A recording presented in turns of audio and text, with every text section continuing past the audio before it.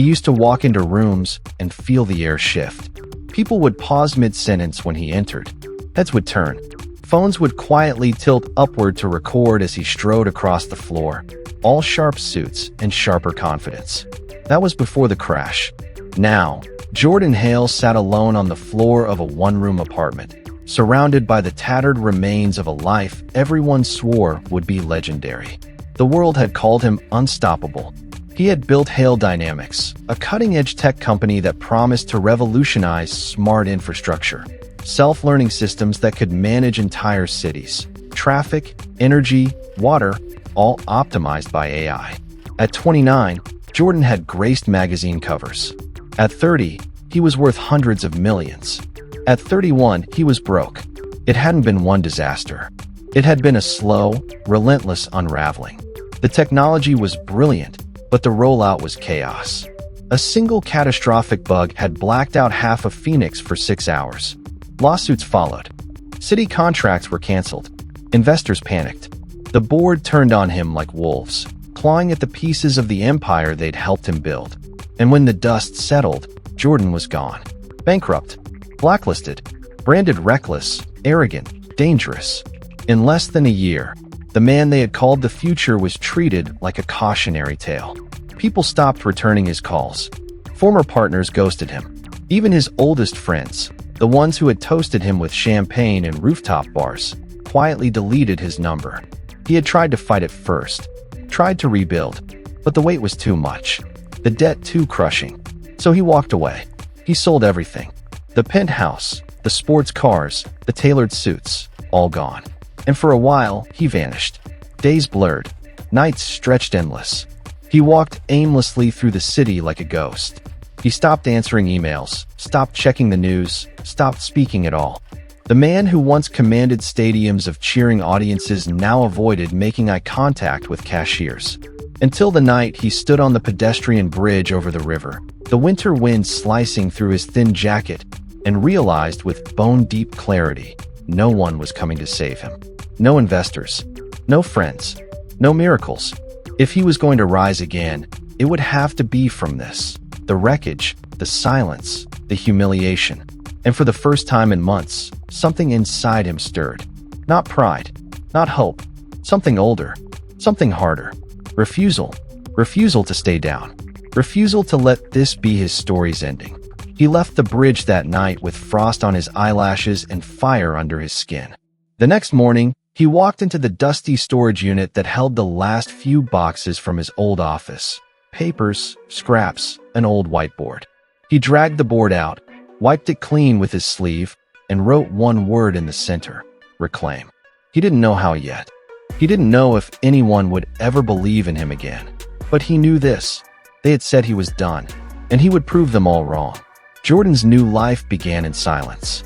No boardrooms, no ringing phones, no cheering crowds. Just the hollow echo of his footsteps in the abandoned industrial space he'd rented on the edge of the city. A warehouse that smelled of rust and rain, with cracked windows and a sagging roof. He slept on a fold-out cot in the corner. He ate canned soup straight from the can. He showered at a nearby gym where no one recognized him anymore. And every morning, he dragged himself up, lit the single flickering bulb, and stared at the whiteboard where one word glared back at him in thick black ink: reclaim. He had no investors now, no team, no safety net, just the fragments of an idea and the rage of a man everyone had written off. At first, he didn't even try to rebuild Hale Dynamics. That world was dead. Instead, he focused on something small, precise, and unglamorous: a stripped-down micro version of the old smart city software. Not a system to manage whole cities, just one to manage single buildings, energy grids, heating, lighting, waste, for schools, hospitals, and small community centers. No one else would care about something so small. That was exactly why it could work. He called it Pulse. Jordan worked like a machine. He scavenged old servers from junkyards, tore them apart, and rebuilt them by hand. He coded through the night, fingers blistering from the keyboard. He drew out the architecture of Pulse on paper scraps taped across the wall, the scrawl of a madman plotting resurrection. There were days when nothing worked, when his code crashed, when he screamed into the empty space just to hear a sound. But there were also nights when it clicked, when the software purred, running clean and lean, sharper than anything he'd ever built at Hale. It was lonely, crushingly so. Back at Hale, there had always been noise, voices, chaos, energy. Now, when he cracked a problem at 3 a.m., no one was there to see. When he collapsed from exhaustion on the cold concrete, there was no one to pull him up. But the silence carved him into something new. He stopped chasing applause. He stopped chasing revenge. He started chasing precision. He wanted Pulse to be bulletproof. It took 8 months. 8 months of isolation, of failure layered on failure, of stubborn, relentless grind. Until one rain-soaked night, sitting on the floor with an old laptop balanced on his knees, Jordan watched the final simulation run clean. No bugs. No crashes. It worked. Pulse was alive. But having it wasn't enough. He needed someone to believe in it. That meant going back into the world that had buried him. The first door he knocked on was a small public school that had once tried Hale Dynamics years ago and been burned by its chaos. The principal, a weary woman named Ms. Garner, stared at him across her desk with open skepticism. "You're that Jordan Hale?" she said flatly. "I was," he replied. "And you want me to let you test new software on my school?" "Yes," he said, "because it works." She shook her head. "You vanished after Hale collapsed. Why should I trust you now?" Jordan leaned forward. "Because I'm still here. And I don't need you to trust me forever. Just for one pilot classroom.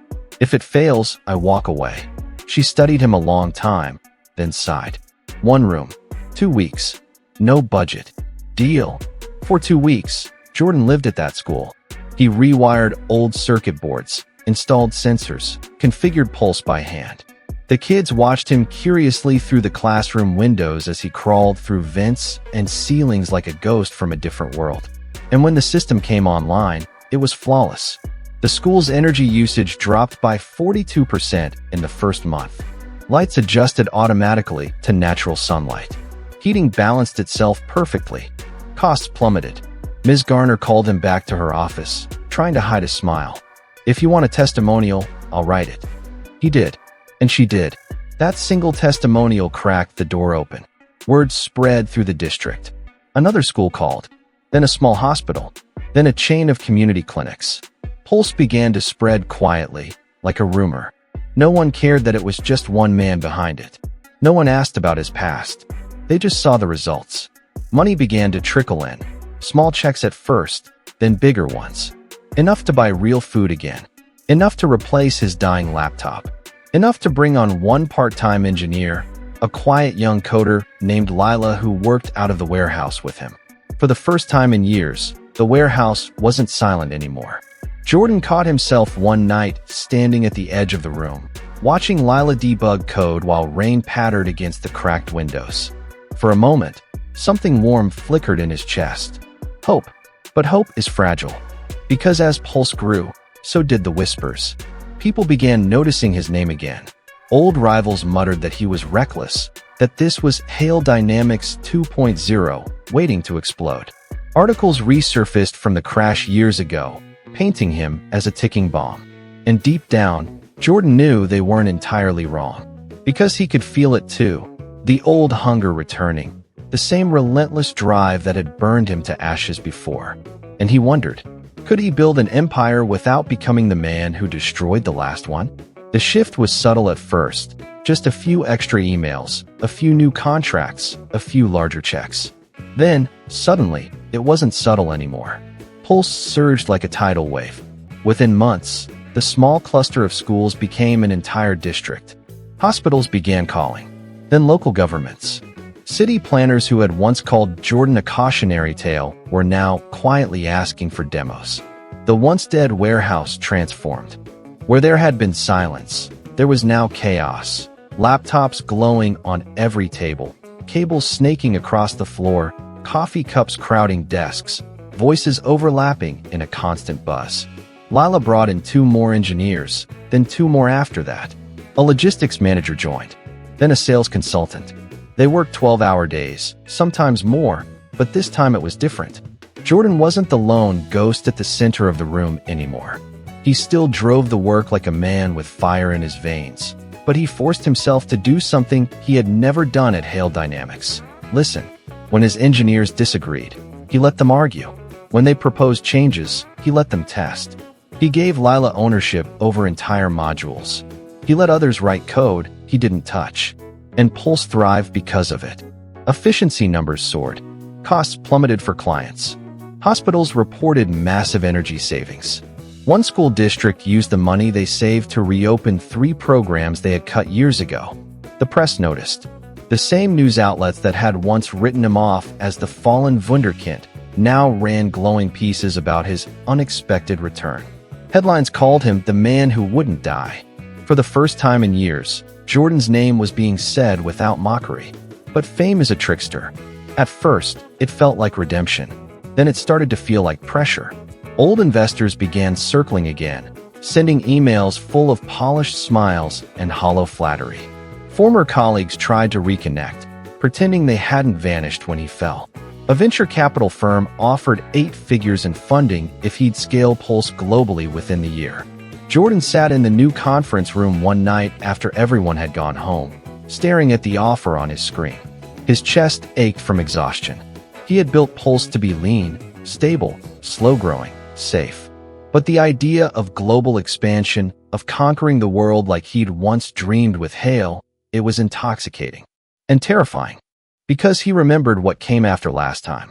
He remembered the relentless pressure, the 20-hour days, the shouting boardrooms, the sleepless nights that had hollowed him out until he had nothing left.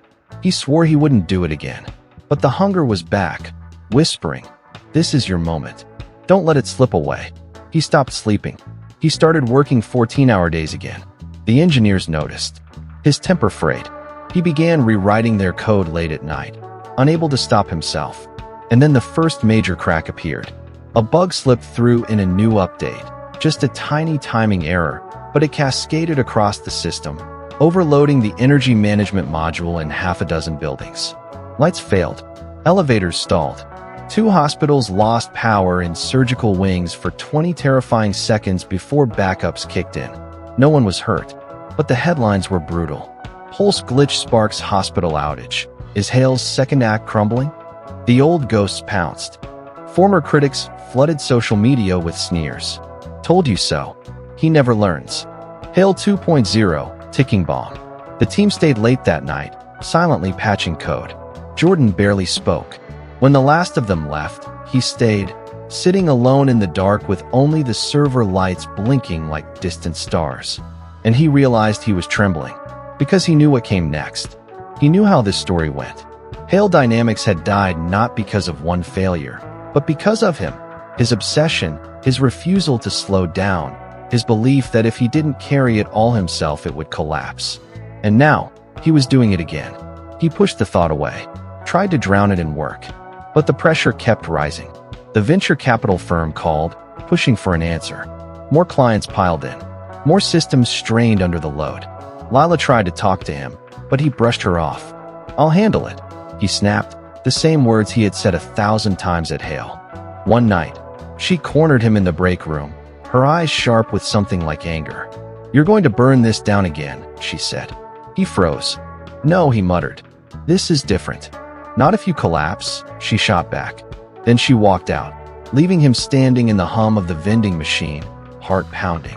The next day, she didn't come in. Her desk was empty. Something cracked in him. He sat at her empty desk long after everyone else had gone, staring at her chair, the same way he had once stared at the empty chairs at Hale when everyone had abandoned him. And for the first time since this second rise began, Jordan whispered the truth out loud. "I'm not winning. I'm just surviving." The words hung in the dark like smoke. And he knew, if he didn't change now, Pulse would die. Not from bugs. Not from competition. From him. The office was full, but it felt empty. Keyboards clicked. Phones rang. People spoke in low, careful voices. But the spark, the wild energy that had filled the place just weeks ago, was gone. Jordan moved through it like a ghost. Lila's desk remained empty, her chair tucked neatly under it as if she might return at any moment, though he knew she wouldn't. He hadn't called her. He couldn't, because she had been right. He was becoming the same man who had destroyed Hail Dynamics, and everyone could feel it. He saw it in their faces when he walked into a room. The tight shoulders, the quick glances, the forced smiles. They were afraid of him, not because he yelled, he hadn't, but because they could feel the storm building behind his eyes, the one that had drowned a company once. And beneath the fear, he saw something worse. Doubt. They were starting to wonder if following him had been a mistake. The thought hollowed him out. He had clawed his way back from ashes to build this. He had rebuilt his name, his purpose, his future. But now it felt like he was standing on the same cliff he had fallen from years ago.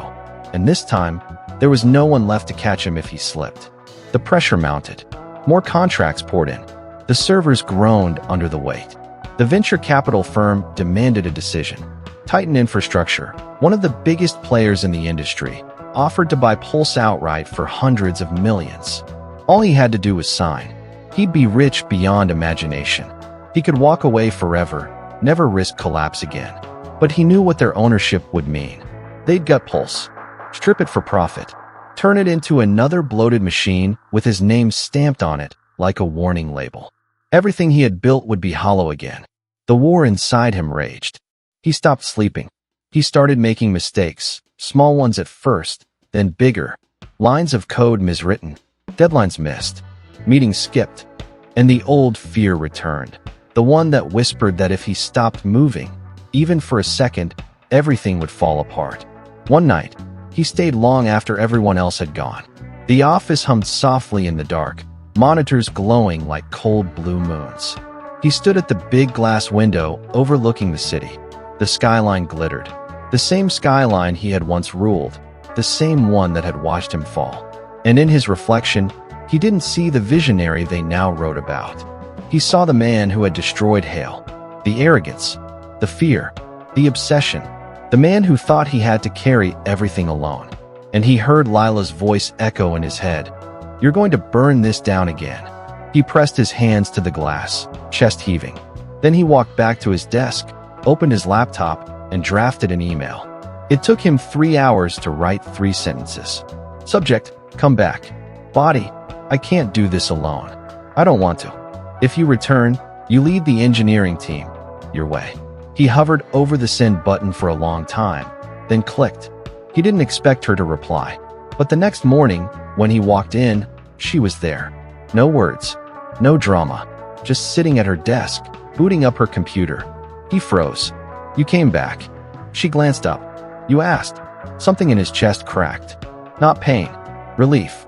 That day, he did something he had never done before. He let go. He handed full control of engineering to Lila. He promoted the logistics manager to operations lead.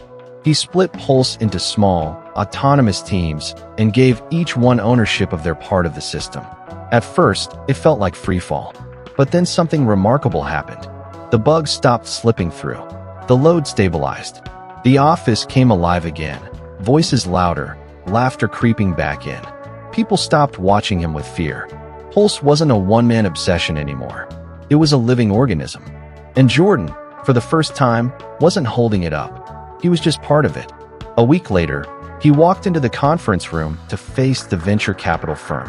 Their lawyers had contracts ready, sleek and cold. Jordan listened to their pitch, let them finish, and then said, "No." The room went still. "No," one of them repeated. "I'm not selling. I'm not scaling on your timeline. We grow at the speed that keeps this alive." "You're passing up hundreds of millions," the lawyer said sharply. "I know." They stared at him like he was insane. But he didn't care. He walked out into the hallway, heart pounding. And for the first time in years, it wasn't from fear. It was from freedom. Because he realized something powerful. They had said he was done. They had said he couldn't rise again without them. And here he was, turning them down. Because this time, he wasn't trying to prove anything. He was building something meant to last. The world didn't notice the moment it all changed. There was no press release, no breaking news headline, no dramatic reveal. It changed quietly, like dawn. One morning, Jordan walked through the Pulse headquarters, now a sunlit building of glass and steel buzzing with life, and realized no one even looked up when he passed. Not out of disrespect, out of rhythm. The place ran without him. Teams worked in focused clusters, screens glowing.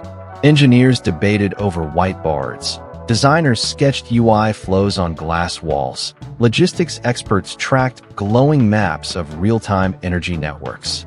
They weren't waiting on him for answers anymore. They were building without him. And he felt something he had never felt at Hail Dynamics. Peace. He still worked, but not like before. 8 hours a day, sometimes less. He left on time. He slept. He laughed. He spent evenings reading instead of rewriting code until his fingers bled. The old hunger, the one that had driven him to ruin, still stirred sometimes, whispering that he could be more, faster, bigger. But now he knew better. He had learned that greatness wasn't building something that needed him to survive. Greatness was building something that thrived without him. Pulse had become more than software.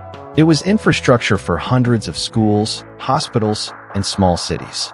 It cut energy costs, reduced waste, kept life moving in places that had been crumbling. And because he had let go of control, it was scaling safely, sustainably, beautifully. The press called it the most remarkable comeback of the decade. Investors who once mocked him now begged for a seat at the table. Old rivals now called him a legend. And he just smiled, because they didn't understand. This wasn't revenge. This was redemption. Months later, he stood on stage for the first time in years, speaking to a crowd of young entrepreneurs at a university. The auditorium was packed. Phones glimmered in the dark like stars. Jordan didn't bring slides. He just told them the truth. He told them how he had been celebrated, then destroyed. How the world abandoned him. How everyone said he was done. How he sat on a warehouse floor eating canned soup and whispering to himself that it wasn't over. And how, step by step, failure by failure, he built something new. Not to prove them wrong. To prove to himself that he could rise without becoming the man who fell. He ended with this. You don't need everyone to believe in you. You don't even need anyone to believe in you at first. You just have to keep moving when they stop watching. They said I was done. Now they work for me. And I don't say that with pride. I say it with peace. The room was silent. Then the applause erupted like thunder. Jordan smiled faintly, stepped away from the podium, and slipped quietly out the side door before the crowd could swarm him. Outside, the sunlight was warm. The city roared and pulsed with life. The same city that had once buried him alive. He walked slowly down the steps. No cameras, no reporters, no cheering crowds. Just him. And he realized something beautiful.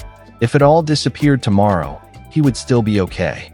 Because he no longer needed to own everything. He only needed to know that he could rebuild. And that made him unstoppable.